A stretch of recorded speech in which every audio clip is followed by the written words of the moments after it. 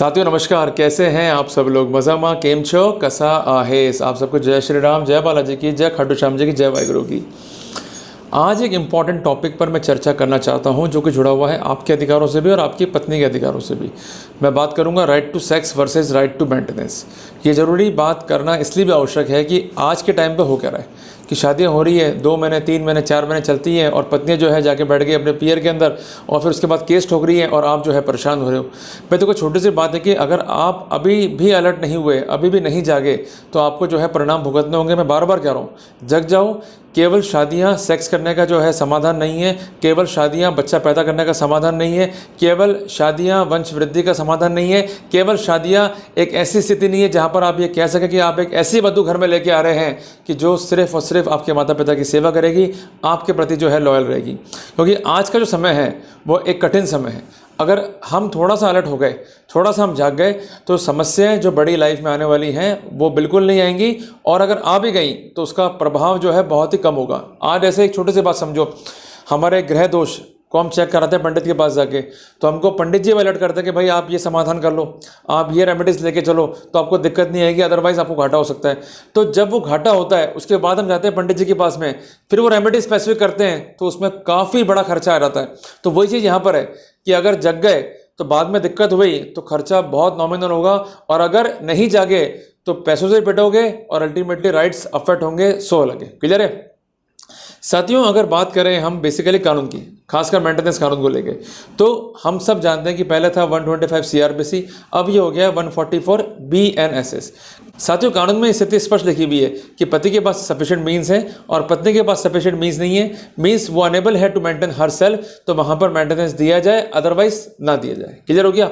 तो ये कॉन्सेप्ट जब हम पढ़ते हैं किताबों में, बट जब थ्योरेटिकल पर्सपेक्टिव से अलग हटके हम जाते हैं प्रैक्टिकल पर्सपेक्टिव में, तो हमें क्या देखने को मिलता है कि कोर्टें जो हैं मेंटेनेंस बांधने में काफ़ी उतारू होती हैं। कोर्टें ये चाहती हैं कि वाइफ को मेंटेनेंस दिया जाए। उनके पास एक ही लॉजिक है कि वाइफ के पास सफिशिएंट मीन्स नहीं है। अगर वाइफ को मेंटेनेंस नहीं दिया तो इस बात की पॉसिबिलिटी भी है, एक ऐसी स्थिति जो जाहिर करी थी माननीय सुप्रीम कोर्ट ने कि वाइफ वेश्यावृत्ति तक कर सकती है। तो सामाजिक कुरीति को रोकने के लिए मेंटेनेंस एक दायित्व है, मेंटेनेंस एक राइट है, दायित्व पति का, राइट पत्नी का, जो उसको दिया जाना चाहिए।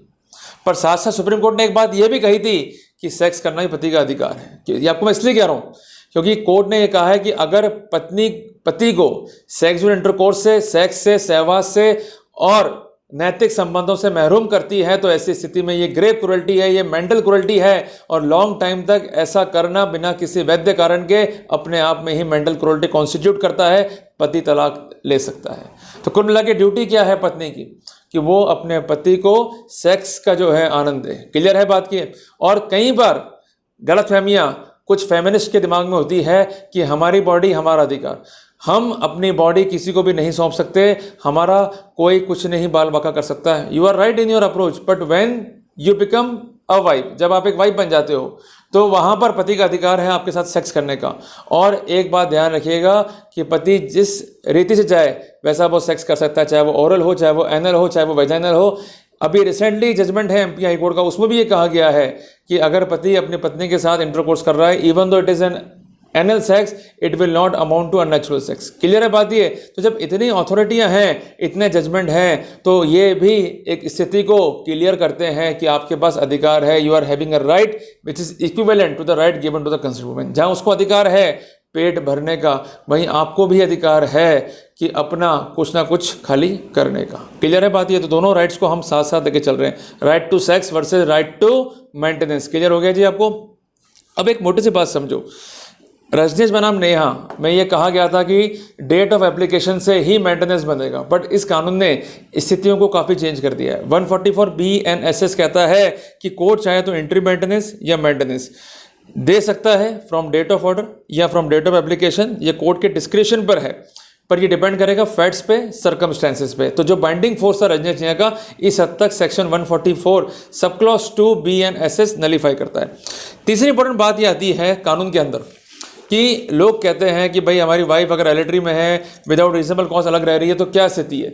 तो हालांकि कानून में लिखा हुआ है sub clause number 4, sub clause number 5 में कि no wife shall be entitled to get maintenance और एंट्री मेंटेनेंस और expenses of proceeding from the husband if she is living in adultery. बकवास बात है, मैं खुद ही कह रहा हूँ। क्योंकि जजमेंट ऐसे अनेकों ही है रिकॉर्ड के ऊपर जहां पर ये लिखा है जब तक एडल्ट्री प्रूव नहीं होगी तब तक जो है मेंटेनेंस डिस्कार्ड नहीं होगा।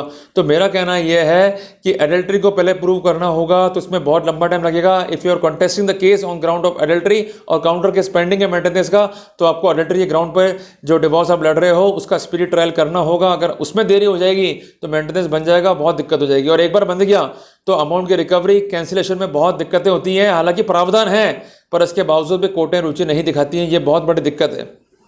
दूसरा है विदाउट सफिशिएंट कॉज, ये तो बिल्कुल ही बकवास चीज़ें लिखी हुई है। सेक्शन 9 की डिग्रियाँ के लोग लेके बैठे हुए हैं, तब भी इनके खर्चे बन गए।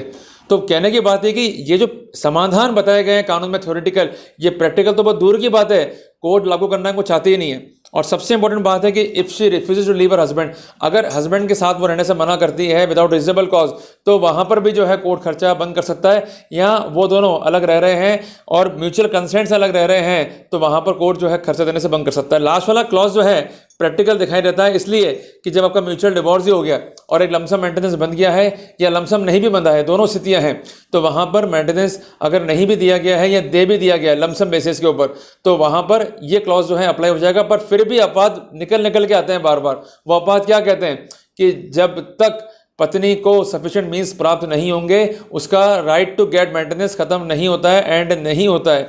और सबसे इंपॉर्टेंट बात, मैं आपको एक बात स्पष्ट करना चाहता हूँ कि हर पर्सपेक्टिव में जब हम कानून को पढ़ते हैं, कानून को देखते हैं, तो उसमें जो स्पष्टीकरण है उसमें क्या लिखा हुआ है, For the purpose of this chapter, wife include a woman who has been divorced by or has obtained a decree from her husband and has not been remarried। तो ये स्पष्टीकरण हमारी जान की दुहाई बना हुआ है कि अगर उसने डिवोर्स ले भी लिया है तब भी ये राइट खत्म नहीं होगा जब तक कि वो रीमैरिज ना कर ले। तो कुल मिला के जब तक आपकी वाइफ पुनः विवाह ना कर ले, रीमैरी ना कर ले, तब तक ये मुसीबतें आपको फेस करनी पड़ सकती है। तो कुल मिला के थ्योरी से हमको बाहर निकलना पड़ेगा। अगर हम नहीं निकलेंगे तो वहाँ पर हम जो है मारे जाएंगे, हमको जो है बेटर कॉन्सिक्वेंस फेस करने होंगे। और दोनों अधिकार जो कानून में दिए गए एक मेल को और एक फीमेल को, उन अधिकारों को बैलेंस करना भी हमें होगा, अदरवाइज हमें बेटर कॉन्सिक्वेंस वहां पर फेस करने होंगे। साथियों जरा सोचो कि आपने शादी कर ली, वाइफ कुछ टाइम तक रही, अल्टीमेटली पीआर चली गई, वहां जाके बैठी, उसका बाप उसका भाई उसकी माँ से बदतमीजी कर रहे हैं, फिर कोर्ट केस भी कर रहे हैं, फिर आप पर दोषारोपण भी कर रहे हैं और अल्टीमेटली आपको जो है जिम्मेदार ठहरा रहे हैं। क्लियर है बात ये? तो मैं आपको ये बार बार कहता हूं कि डिवोर्स फाइल करने की बजाय आपको सेक्शन 9 हिंदू मैरिज एक्ट की प्रैक्टिकल रेमेडीज को अडॉप्ट करना चाहिए। और नहीं भी करो तो directly you may go to the house of the concerned wife. ये आपको मैं इसलिए कह रहा हूं कि आप अपने पत्नी के घर पर जाते हैं, भले ही उसका पेरेंटल हाउस है, तो आप ट्रेसपासर नहीं होंगे। जब तक रिश्ता है तब तक आप ट्रेसपासर नहीं होंगे। Note the point, I repeat, जब तक रिश्ता है तब तक आप ट्रेसपासर नहीं होंगे। वहाँ पर आप जा सकते हो, वहाँ बैठ सकते हो, कोई पुलिस वाला आपका कुछ नहीं उखाड़ सकता है। ये आपके दिमाग में गलत फहमी है कि पुलिस आ जाएगी, हमको पकड़ लेगी, जेल में डाल देगी या हमको जो है परेशान कर देगी। वो मैं जानता हूँ कि जब लड़की वाले फ़ोन करेंगे कि वो आ जाएंगे कि भाई तुम शांति भंग मत करो, तुम ये चिल्लाओ मत, तुम ये मत करो, वो मत करो, वो करना ही नहीं हमारे को, हम तो बैठे। और अगर कोई लड़का है और उसकी वाइफ किसी घर में है या उसके अपने घर में है, तो वहाँ जाकर उस लड़के का भी अधिकार है कि वो अपनी पत्नी से बातचीत कर सके, वो घर बसाने की बात कर सके, वो सारी बातें जो एक पति पत्नी के बीच में होती है वो कर सके। इवन वो प्राइवेट टॉक भी कर सकता है, जो एक पति और पत्नी का प्रिविलेज कम्युनिकेशन है as per the evidence act. तो जब भी आप अपनी पत्नी से बात करना चाहते हो, उसके पीयर में जाकर आपके सास ससुर या उसका भाई आने की कोशिश करते हैं, तो just ask them that there is a privilege communication between me and my wife and just get out.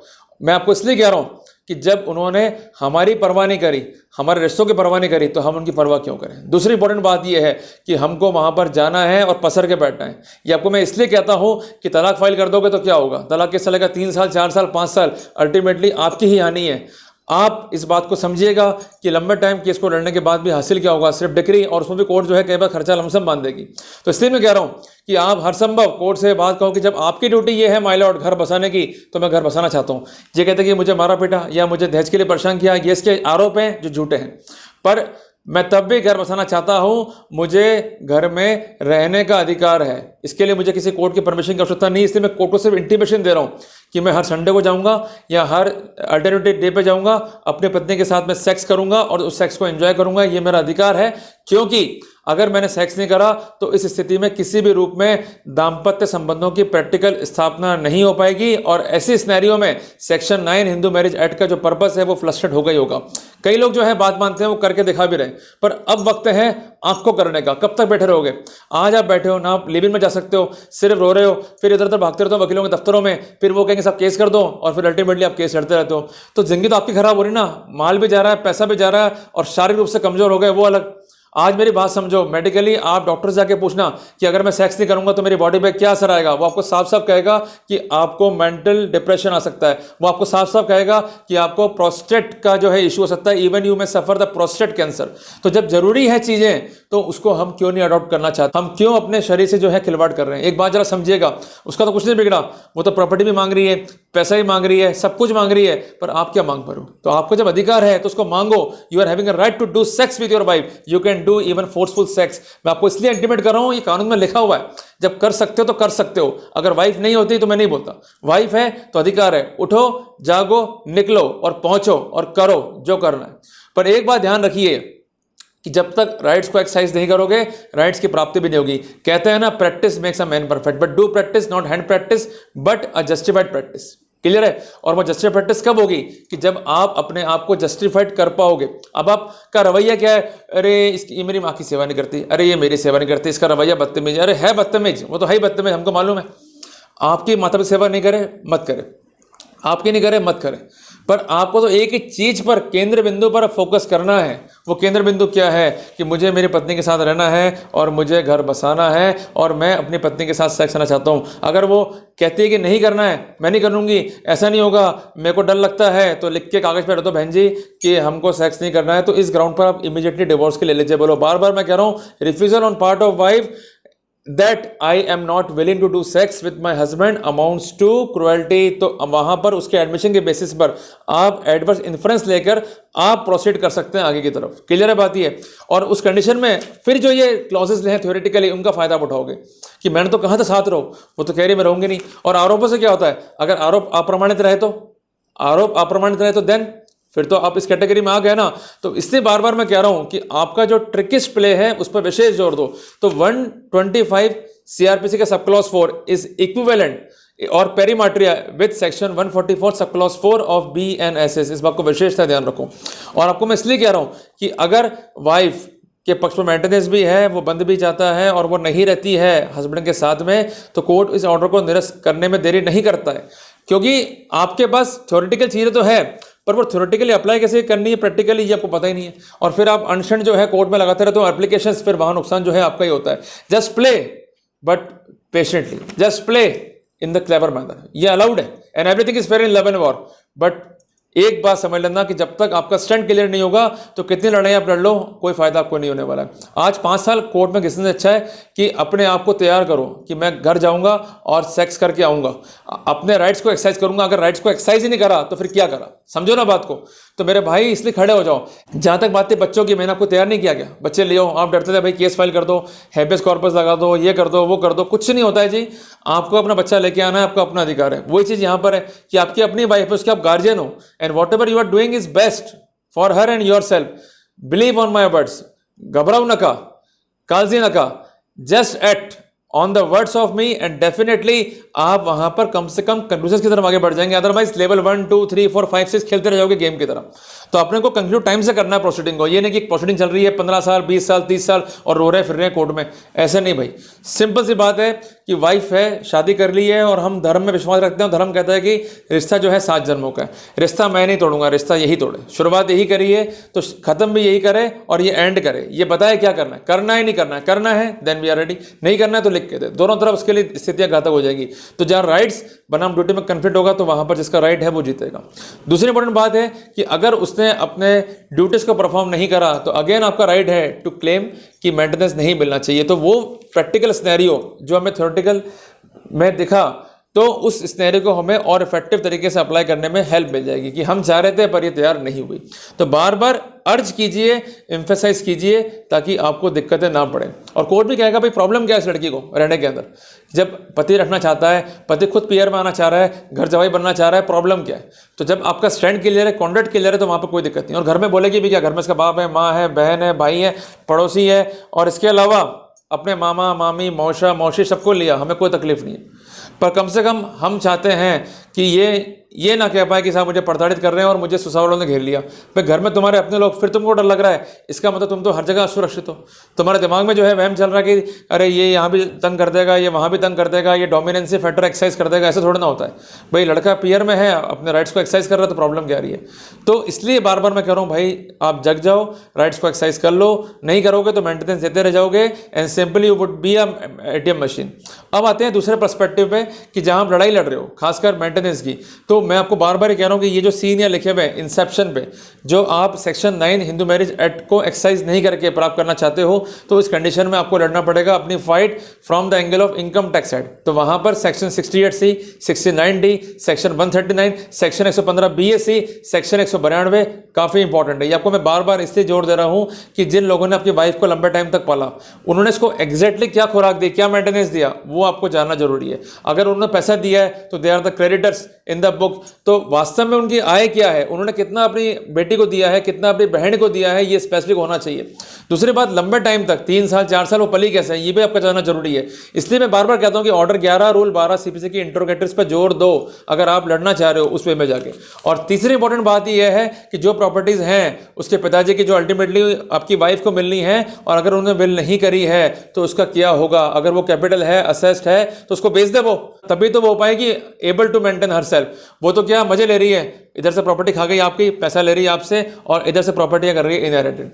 फक्कड़ होनी चाहिए बिल्कुल वो, तब जाके मेंटेनेंस नहीं मिलना। और अगर उसके पिताजी ने बिल लिख दी है, गिफ्ट लिख दी है, तो उसको भी तलब करना है अपने को। मैं आपको इसलिए बार बार कह रहा हूं कि ये डॉक्यूमेंट जो है काफ़ी मटेरियल है कानून के एंगल से।